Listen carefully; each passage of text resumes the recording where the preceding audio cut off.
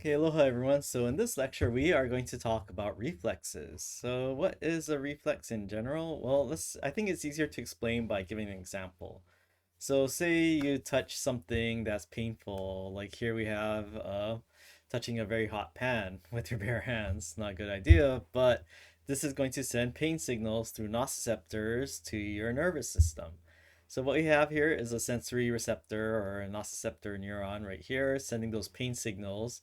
And where it's going is it's going here through the dorsal root of your spinal nerves right there, going to your spinal cord. And here in the spinal cord, what we have is a synapse between that sensory receptor neuron and an interneuron. So this interneuron, notice that this interneuron is going to branch and it's branching in multiple directions. So this would be a divergent circuit downstream of that. So what's happening is, well, one of these branches is going up, and what's up there up above the spinal cord? Your brain. So that's why you're like, ooh, ouch. But it's not just the ouch signal. What is your body going to do about it? So while your brain is thinking, oh, this is painful, you have multiple signals going along here as well. So here we have another neuron going up toward the brain. But let's focus on these two right here. So this interneuron is synapsing on this neuron right here. But let's focus on this white one right first. So this one is going to go to motor neurons. Actually, both are going to motor neurons, but to different groups of motor neurons. So this black motor neuron right there, it is going to go toward flexors of that arm that touch, or I say forearm, that just touch the hot and painful stimulus. So when you flex your forearm at the elbow, what happens? You are going to go like this, right? So again, it's going to shorten the angle between here. So that is why even before, while you're thinking ouch, you don't even need to like wait for the brain to say, hey, pull your hand away. This is why when you touch something painful, you flinch because of this path of signals right here. Painful stimuli, interneuron, straight to these flexors, so you don't even need the brain for the reflex. And this is an important concept in terms of reflexes. Reflexes don't have to involve the brain. You can just have the spinal cord, and it's not even like wasting any time. It's just like passing the signal directly to a motor neuron so you can deal with that situation really quick. Now, why are there two groups of motor neurons? Well, this goes to the other side of the arm. So notice that it's kind of inhibiting the extensors in the back of the upper arm. And why? Because what happens when you contract things like your triceps? That is going to extend the arm, right? So if you contract your triceps, that is going to cause this. Now, if you're touching something painful, do you want to smash your hand even further on it? That's again, that's a bad idea. So what you want to do is like your main movement, you want to flex that forearm at the elbow, but you also want to inhibit the antagonist that would cause the opposite direction so that you have even more efficient movement, yanking your whatever's touching that painful stimuli. And that is called the withdrawal reflex. Now, this isn't the only example, but this is just the only type place or the only withdrawal reflex you find in your body, but this is just a classic example, touching something painful. So again, this up is, oh, here is showing just that. This is also example of parallel processing and divergent circuit and parallel processing, because these stimulation of flexors, the inhibition of the extensors, and all the pain signals going up to the brain, that's all occurring at the same time. That's why it feels really fast. Now with that, so that is what we call a reflex arc. When you go from a sensor to a effector and not even require the brain. So in this case, what we have is you need some sort of receptor that detects a stimuli that's going to cause a reflex. And then the sensory neuron is going to carry that signal, and there may be an interneuron. There's not always an interneuron, but either way, sensory signals end up at the spinal cord somehow, and then the motor neurons from the spinal cord are going to carry signals to effectors. So that could be typically a skeletal muscle, or it could be a gland if we're talking about like an internal like organ reflex.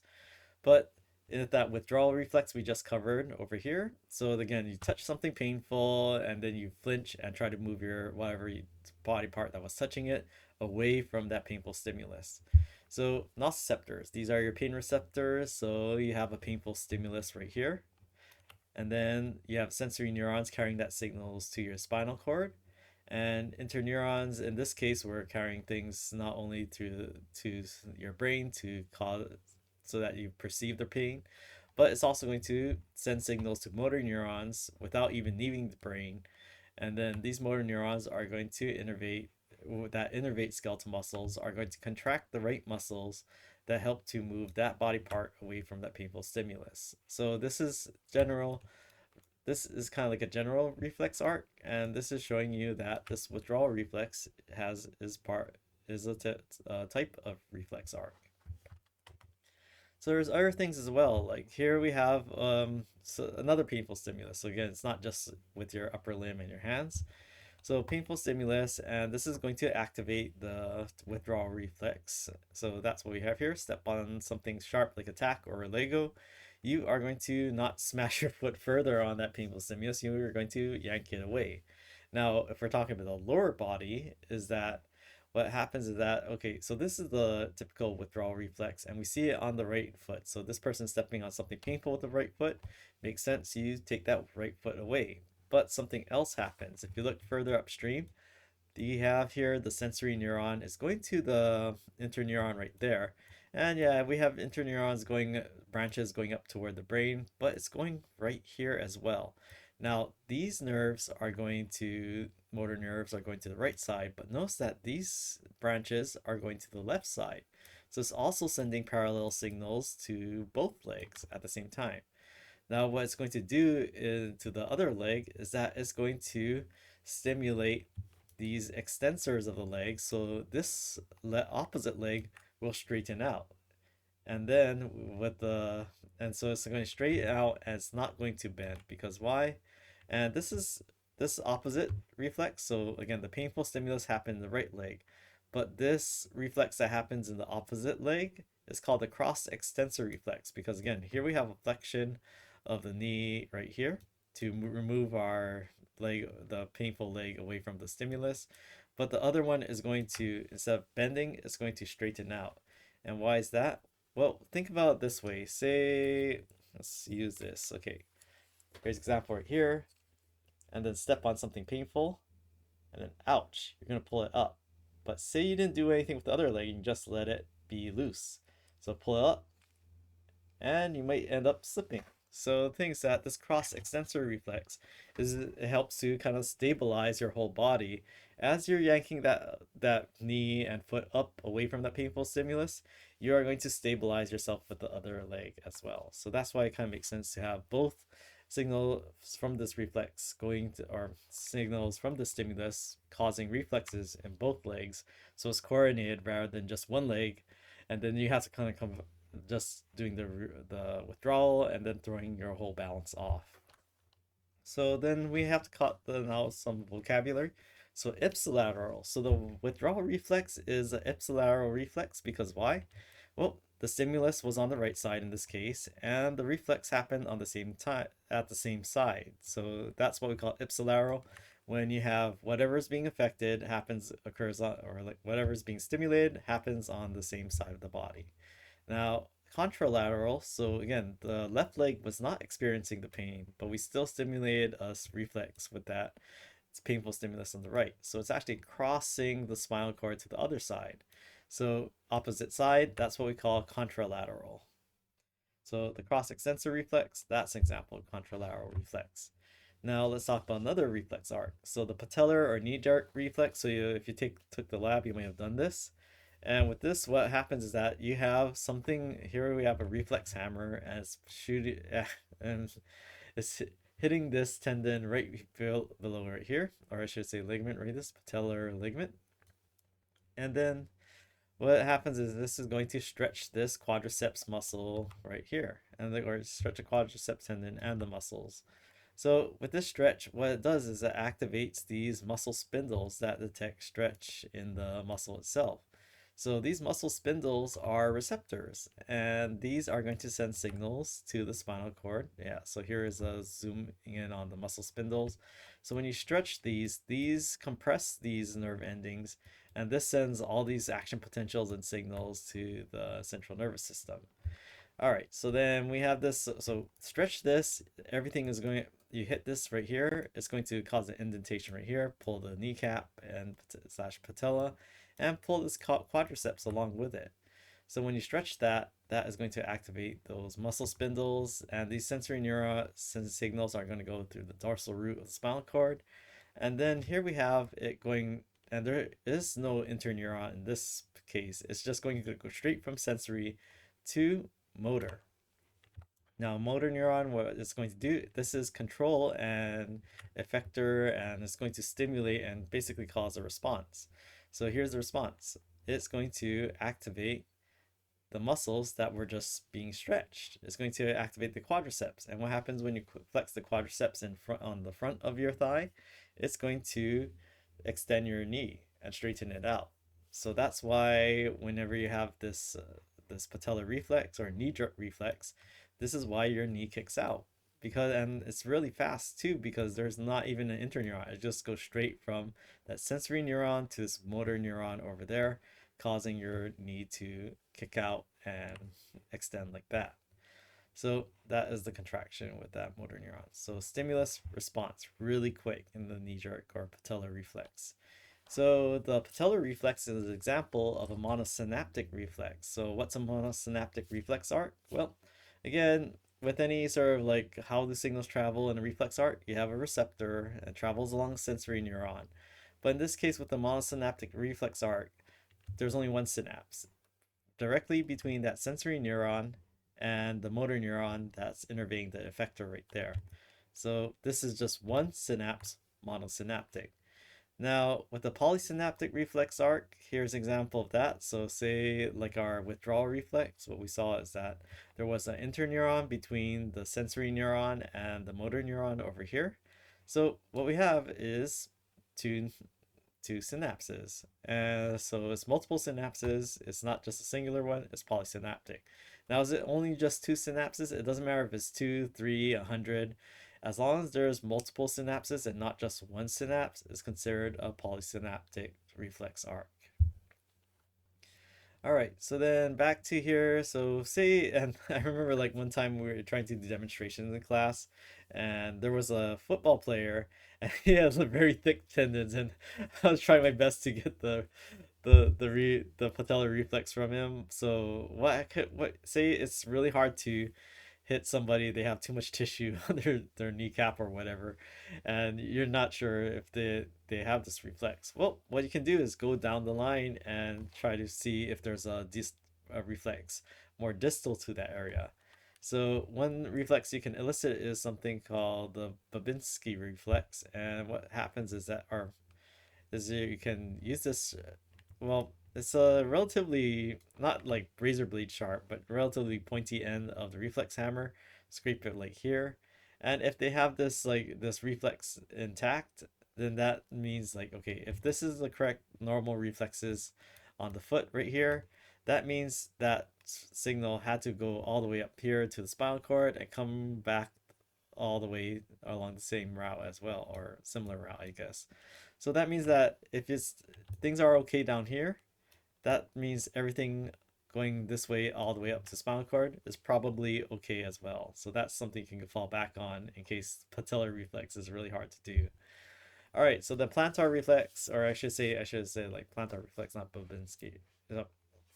So then with the plantar reflex, there's something called the Babinski sign. So here's the Babinski sign is that here we have an infant, we have a baby.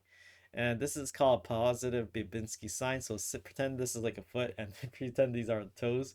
So pretend this would be the sole of the foot and bottom. So a Babinski sign, if you scrape here, that means that the toes would go out and upwards like this. So splay out and then curl upwards.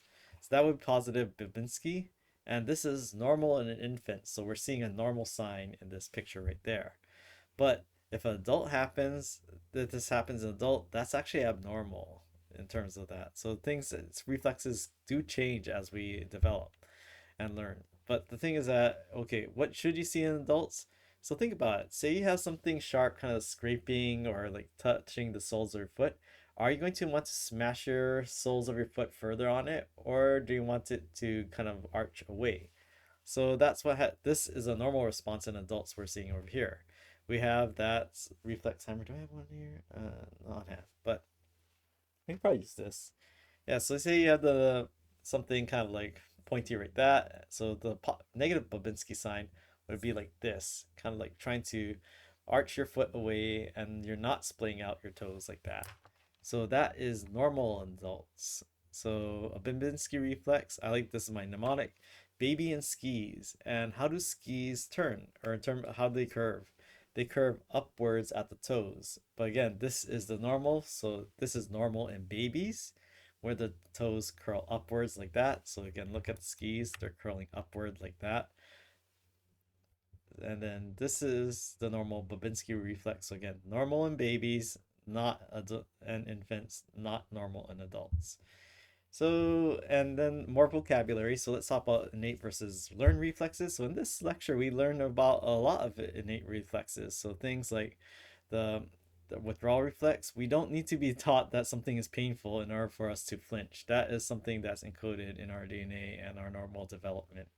The cross extensor reflex, we don't think about. And now thinking about these reflexes, we just don't think about them. They're just these innate ones. Or I should say, they happen without us having to actually send voluntary signals, but we feel them. But our nervous system is really cool, is that they are going to activate the appropriate muscles so that even as we're feeling it, those muscles are already in play.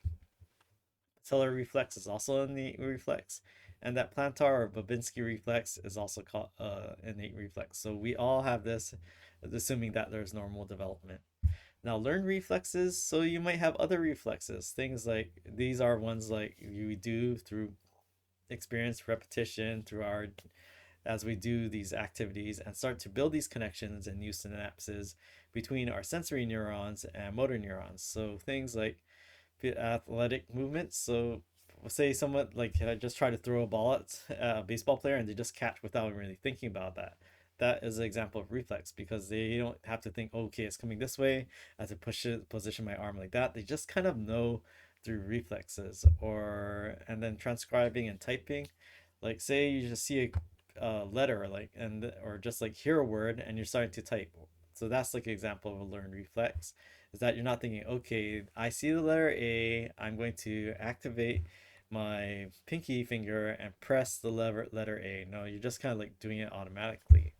And then braking at red light. So you see red light, step on the brake. So you're not thinking like, oh, that color is red. That means stop. I think I'm going to press the brake pedal. Which pedal is the brake pedal? No, that's kind of like just a reflex right there.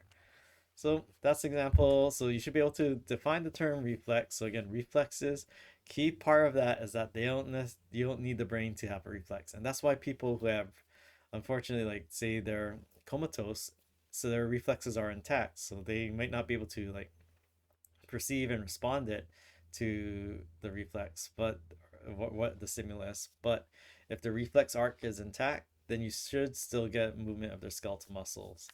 And then, yep, so somatic versus visceral. So that basically, somatic was like skeletal muscle versus like a internal organ or tissue or gland. Intrinsic, that is something everyone's born with, versus learned. Not everyone has this. This is stuff that is done through repetition. Monosynaptic, one synapse versus multiple synapses. And ipsilateral, same side, contralateral, opposite sides.